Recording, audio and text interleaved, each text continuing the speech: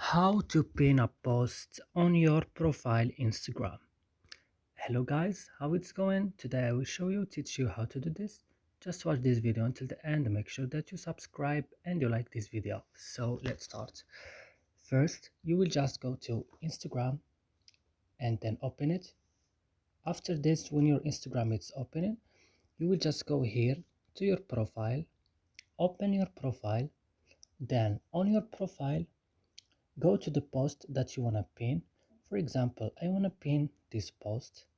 I will just go here and look, here position it's third, and when I will pin it, it will be the second. I will just go here to these 3 points, then I will go to pin to your profile, and then as you see now, it's pinned on my profile as you see here. And that's it. I hope this video is useful for you. Don't forget to like and subscribe in our channel, and see you next video.